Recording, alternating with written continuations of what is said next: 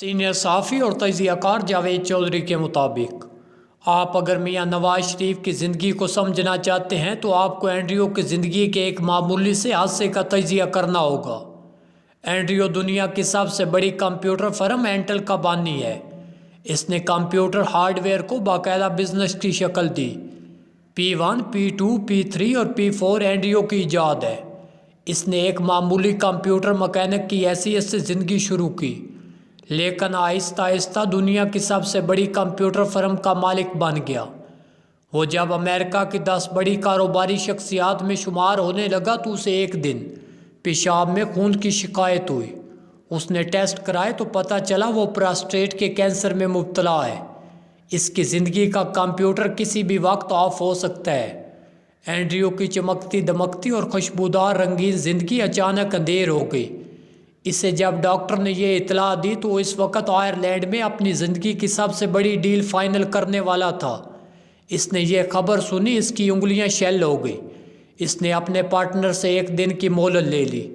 وہ دن بھر اپنے ہوٹل کی بالکونی میں بیٹھا رہا، نیچے بہتی ٹریفک دیکھتا رہا۔ وہ بار بار اپنے آپ سے ایک سوال پوچھتا تھا، اگر زندگی کا اینڈ یہ ہے تو پھر اس ساری کوشش، اس ساری جدوجہد کی کیا ضرورت تھی؟ وہ بارہا یہ سوال دہراتا، اپنی ساری کامیابی اور کامرانیوں پر افسوس کرتا۔ وہ سوچ رہا تھا، اس سوچ کے دوران زندگی کا ایک نیا سرا اس کے ہاتھ میں آ گیا۔ اس نے سوچا، ہو سکتا ہے اللہ تعالیٰ نے مجھے یہ بیماری اس لیے دی ہو تاکہ میں اس کا علاج دریافت کر سکوں۔ یہ نقطہ اس کے ذہن سے ٹکرایا، چند لمحوں میں روشنی کا گولا بن گیا۔ اینڈریو نے اگلے دن ڈیل پر دستخط کیے، امریکہ واپس آیا۔ اس نے اپنی دولت کا 30% حصہ پراسٹیٹ کینسر کی تحقیق کے لیے وقف کر دیا۔ دنیا میں اس وقت پراسٹیٹ کینسر کی جتنی بھی ادویات ایجاد ہو رہی ہیں، ان میں سے 90% دوائیں اینڈریو نے ایجاد کرائی۔ اس کی فاؤنڈیشن ہر سال پراسٹیٹ کینسر کے ہزاروں مریضوں کا مفت علاج بھی کرتی ہے۔ اب آپ میاں نواز شریف کی زندگی کا مطالعہ کیجیے۔ میاں صاحب اس ملک کے خوش قسمت ترین انسان تھے۔ اللہ تعالیٰ نے انہیں بے تحاشا دولت سے نوازا تھا، جوانی میں اقتدار دیا تھا، پاکستان کی دوسری بڑی سیاسی جماعت کی قیادت دی تھی۔ میاں صاحب وزیر اعظم تھے۔ میاں شہباز شریف ملک کے سب سے بڑے صوبے کے وزیر اعلیٰ۔ میاں صاحب کے خاندان کا تعلق پاکستان کے سب سے بڑے صنعتی گروپ سے تھا۔ میاں صاحب کو ملکی تاریخ کا سب سے بڑا مینڈیٹ بھی ملا۔ انہیں پاکستان کو ایٹمی طاقت بنانے کا اعزاز بھی ملا۔ لیکن پھر کیا ہوا؟ میاں صاحب کی زندگی میں 12 اکتوبر آیا۔ میاں صاحب، ان کا سارا خاندان اس طرح غائب کر دیا گیا کہ ایک کو دوسرے کی خبر تک نہ ہوئی۔ میاں نواز شریف، میاں شہباز شریف، ان کے صاحبزادے مہینوں تک قید تنہائی میں پڑے رہے۔ پھر انہیں پاکستان کی بدترین جیلوں، قلعوں اور کوٹریوں میں رکھا گیا۔ یہ لوگ عدالتوں میں دھکے کھاتے رہے، جج انہیں سارا دن کٹہروں میں کھڑا رکھ کر اگلی تاریخ دے دیتے۔ پھر ان لوگوں کی ساری پراپرٹی، ساری ملیں اور سارے اکاؤنٹس منجمد کر دیے گئے۔ پورے خاندان کو جلا وطن کر دیا گیا۔ یہ لوگ 8 سال تک ملک کی مٹی کو ترستے رہے۔ اس دوران میاں صاحب کے والد کا انتقال بھی ہوا، لیکن دونوں بھائی اپنے والد کو لحد میں اتارنے کی سعادت سے بھی محروم رہے۔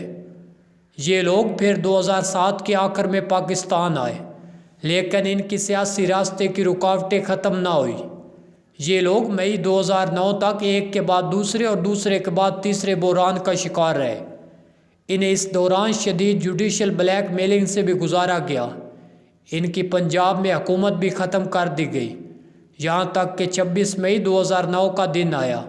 سپریم کورٹ نے میاں برادران کو الیکشن کے لیے اہل قرار دیا، لہٰذا 12 اکتوبر 99 سے 26 مئی 2009 تک 10 برسوں کی یہ مدت اینڈریو سے ملتی جلتی تھی۔ قدرت نے 10 برسوں کے ان مظالم کے ذریعے میاں صاحب کو 4 حقیقتیں سمجھانے کی کوشش کی۔ ایک، دولت، زمین، جائیداد، فیکٹریاں، بینک بیلنس، مینڈیٹ اور اقتدار عارضی اور بے وفا چیزیں ہیں۔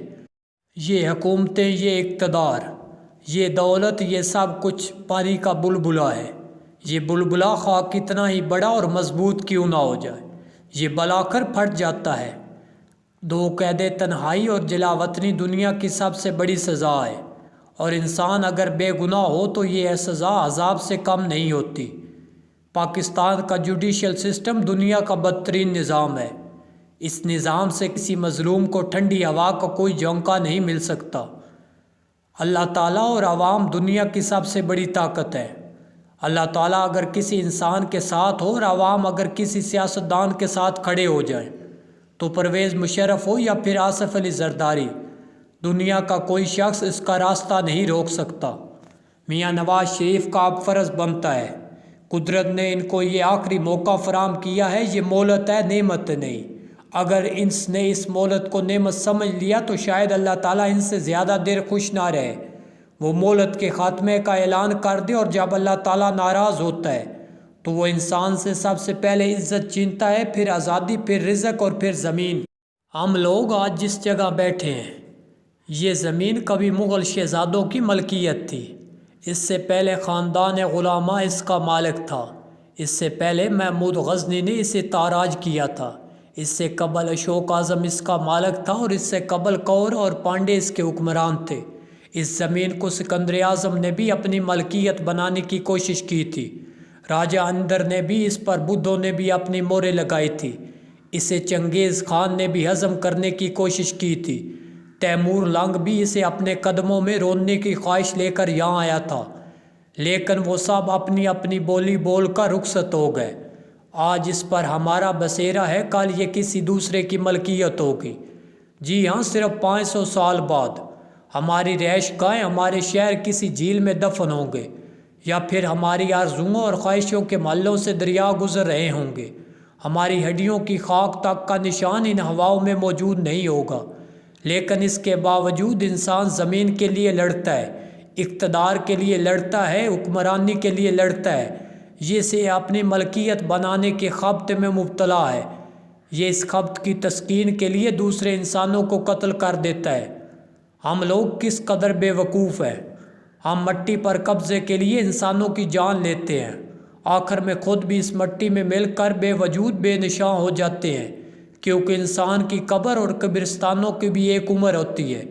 قبریں اور قبرستان بھی جوان ہوتے ہیں، بوڑھے ہوتے ہیں، مرتے ہیں اور پھر بے نشان ہو جاتے ہیں۔ ہمیں کیا معلوم ہم کس کی قبر پر آباد ہیں، ہمارے مقام میں کل کلاں کس کی قبر بنے گی۔